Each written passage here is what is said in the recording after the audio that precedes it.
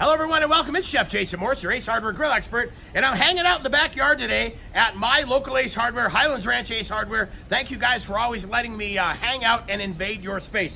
Today, we are talking about grill cleanliness on this edition of Ace This Recipe. That's right, it's how to clean a Traeger grill. We're gonna take this heavily used Traeger here and show you how to get it back in pristine condition and keep it running long and new and perfect forever. And I'll tell you what, I really think grill cleanliness is a lot like automobile care. I think the better care and maintenance we give our automobiles, the longer they are going to last. And it's no different when it comes to our grills. So today we're focusing on the Traeger. We're on the Ironwood 885 and we're going to show you how to get this thing back in great working condition. All right, let's talk a little bit about some of the tools we have today, because there's some gear and gadgets we need when it comes to cleanliness. And here's what we've got today.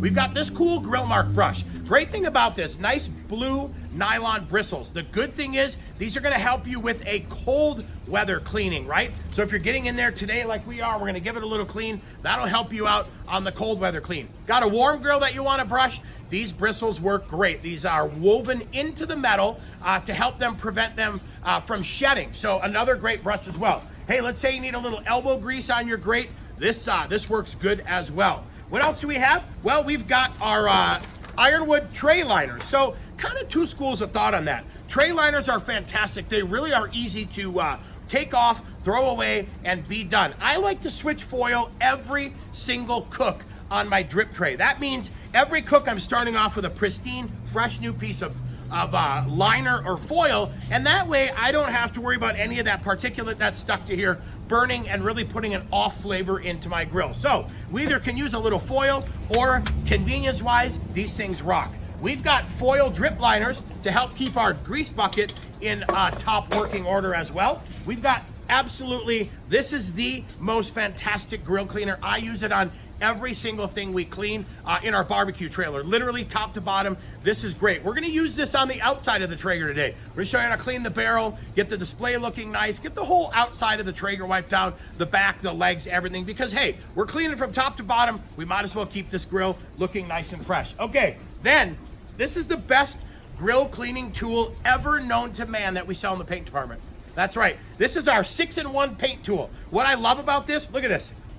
A little bit heavier duty, a little bit harder scraper, but the cool part is this beak. So we're gonna be able to take this beak and really scrape in all the nooks and crannies and get everything cleaned out there as well. We've got some of our GloveWorks gloves. That's gonna help keep our hands clean. And then we're using our 2.5 gallon little Craftsman vacuum. Love this vacuum. This is actually just for my grill cleaning. I keep that in the barbecue trailer to keep all of our grills looking nice and clean. So, hey, thanks for joining us. We're gonna get started on this. We're gonna bring the camera back here. We're going to hover right over the top of this, and we're gonna show you how to take it apart and clean it from top to bottom, and then rebuild it from bottom to top, wipe the outside, and get you back up and running. Thanks for joining us. It is time to clean this grill. First step we're gonna do today is we're gonna empty the pellet hopper. I wanna get all those pellets out of there, because what I wanna do is I wanna get this vacuumed out as well. I wanna clean out any residual sawdust that's in there. So here's what we do. Let's grab the pellet door right here. We're gonna open this guy up. The great thing about this is it has a magnet on it. We're gonna open this up, and now we're gonna empty all of our pellets into our Ace bucket. Get these guys going here, get everything emptied. And if they get hung up a little bit, no big deal. Just come back up here, give them a little help. But the ultimate goal, like I said, I want to get this cleaned out all the way through. So we'll do that, get those pellets in there, and we'll head back down here. All right, now I'm gonna leave this open. I'm not gonna do anything to it. I'll leave it open because we're gonna blow some of the pellet dust through here, get this cleaned out as well, and get it vacuumed. But step one, pellet hopper. You can tell we've been cooking on this a little bit. So first things first, what I'm gonna do, I'm gonna take this brush and I'm gonna go through the top grate here and get that clean. The goal is literally, like I said, we wanna clean top to bottom. So I wanna clean, take it apart, scrape some more stuff, let that fall in there, and then vacuum the bottom and then rebuild it. So give these guys a good scrape, get everything nice and cleaned up, get everything brushed off. And now what we'll do is we're gonna go ahead carefully, and I say carefully, let me move my towels here, carefully, because right here we've got that temperature probe. So we wanna make sure we're paying attention to where we take this upper shelf off, and how we take it off so that we don't scrape into that. Now, flip it over, the bottom becomes the top, and I'm gonna put it back in the grill because I want all of this to basically drip down into the grill and be able to be cleaned out when we change the foil, etc. So, now I've got this guy clean, and we'll get this taken out of here. Hopefully, there we go. We'll get this out of here, and now we'll set this to the side as well. So, we'll take our brush out, we'll lift out our Traeger grate. We'll do the same thing to this. We'll give this guy a turn. Get that flipped over just a little bit. Hang it back in there like so. And do the same process. Again, getting everything we can cleaned off this grill. We'll go side to side to get everything off that we can. Now, once this is all clean, we'll go ahead and remove that as well. Okay, we are inside the grill. We're not technically inside the grill, but we're looking inside the grill. See this little bit of stuff back here? I don't worry too much about that. I just give it a light scrape, making sure I'm just taking whatever is loose and wants to come off, I'm just helping it come off. I'm not scraping it. I'm leaving the majority of that seasoning on the grill to add some flavor. So give it a good scrape. We'll give this a scrape as well with our paint tool. We'll get the ledges cleaned off, all that good stuff. We'll get this cleaned off, and go through and get her all set and ready to go. Now, again, I'll take the side on this ironwood and get anything that's stuck there. Now, the great thing, like I said about this, look at this. We're gonna go through the back and get all of this stuff scraped out. Nice and heavy duty scraper so that we can get in there. But look at that. We're able to take everything. The cool thing about that beak, I now can get into all these nooks and crannies and get everything off here on this side as well. We go around the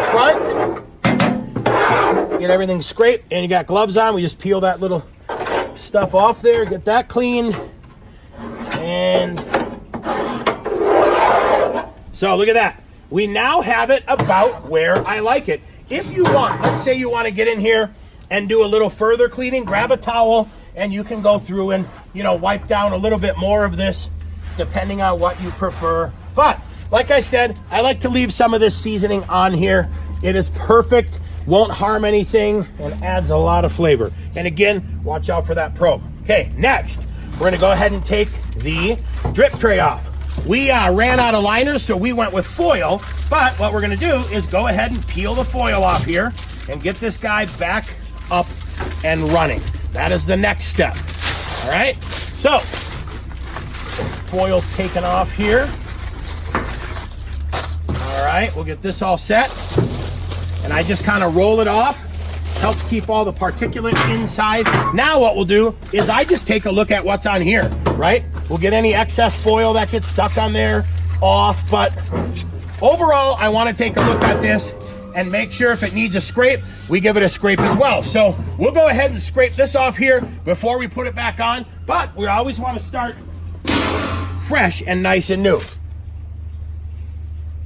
Okay, now that we've cleaned out the trough and we got everything scraped out of there and pushed down into the bottom, we used our tool and got down in there to all the nooks and crannies, used that little beak like I said, and again, the nice thing is, now this is clean, there's no stalactites or stalagmites stuck in here, and it'll help everything flow out very, very nicely. Now, time to take out the upper heat deflector. I wanna check this, I wiped it off, wanna check it, just make sure everything is good. So we take that off, and we set that to the side. Now, if for some reason you want to take off the lower heat shield, there's a screw in the front and a screw in the back that you need to remove and then take that out. I really don't get into that unless I've had something spill over or there's liquid or fat or something that has fallen down in here. Here comes the loudest part of this video. It's time to get in here and vacuum. So we're gonna basically start top to bottom, and then we're gonna get into the fire pot as well. Our goal is to get as much of this ash out of here. We're doing a little cleaning. We might as well take our time and get it done right. So,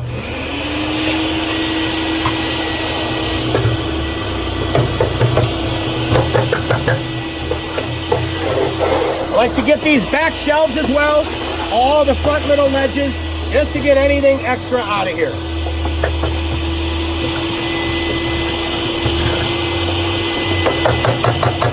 Give it a tap, knock anything off that needs to be knocked off. And then hold it down in there just for a minute, just to get anything else out of that area as well. All right.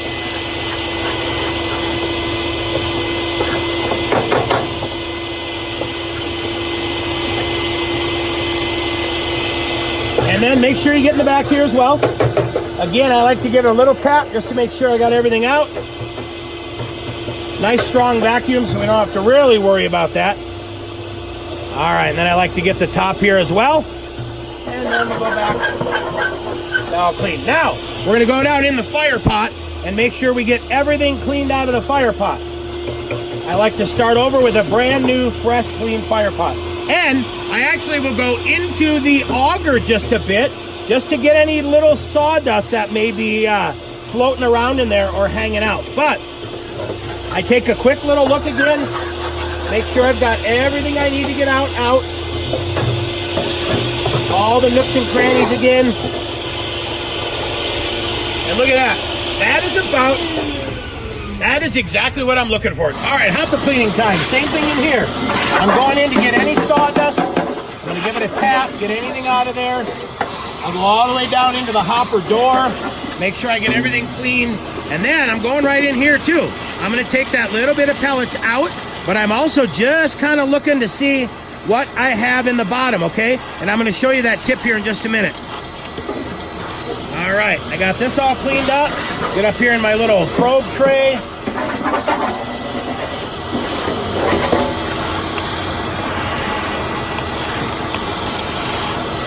And that is that. Now, what I'm looking for, we'll get that shut off. What I'm looking for down here, you can see, let me see how we can see that.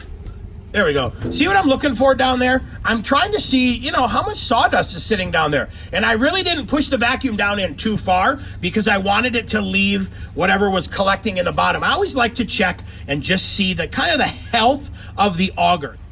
All right, we'll give that guy a close. Tighten it down while you're down there. Make sure it gets all nice and closed, nice and tight. And that's it. Now we'll refill the pellet hopper next and get all of our pellets that we saved back into the hopper to reuse them as well.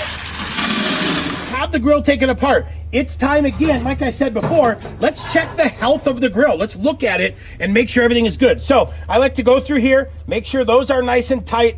Just give stuff kind of a wiggle and make sure everything is in nice and tight like we like it. Once we verified that, time to put the heat shield back on. These two tabs go right into the back. Push it in just a little bit, goes right into the front. Now, we'll go ahead and get the drip tray added back in there. See if we can do this without hitting the camera like we did before. All right.